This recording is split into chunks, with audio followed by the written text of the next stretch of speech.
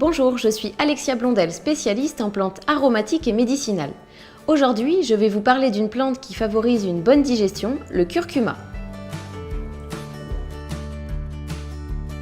Appelée également safran des Indes, cette épice compose le curry indien. Et dans ce pays, elle est consommée quotidiennement. Cette épice jaune doré colore agréablement vos plats. Et en plus de cela, elle est bénéfique pour votre santé. Cette épice améliore la digestion en augmentant les sécrétions biliaires. Elle a également une action anti-inflammatoire sur l'ensemble de l'organisme et elle est antioxydante, c'est-à-dire qu'elle va ralentir le vieillissement cellulaire. Pensez donc à cette épice en cas de troubles digestifs et de maux de ventre en général.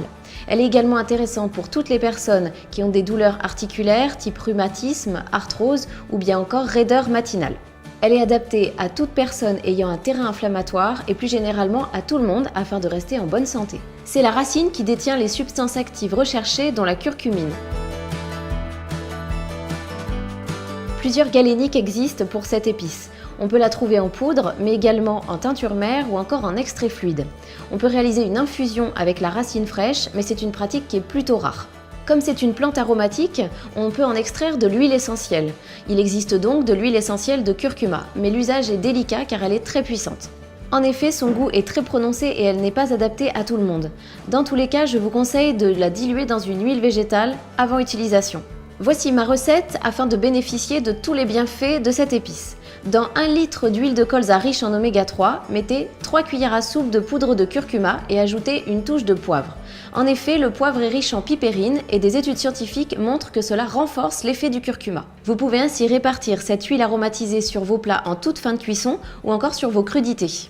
Vous pouvez aussi intégrer le curcuma en poudre ou bien frais à raison d'1 cuillère à café directement sur vos plats. Vous pouvez également intégrer le curcuma dans votre jus de fruits à raison d'1 demi-cuillère à café dans un verre par exemple de jus d'orange. Le curcuma est une épice douce. Si toutefois vous n'aimez pas son goût ou bien que vous souhaitez en consommer davantage pour augmenter les effets, choisissez plutôt la forme gélule. La quantité à consommer varie en fonction de vos besoins. Je vous conseille de bien lire les étiquettes.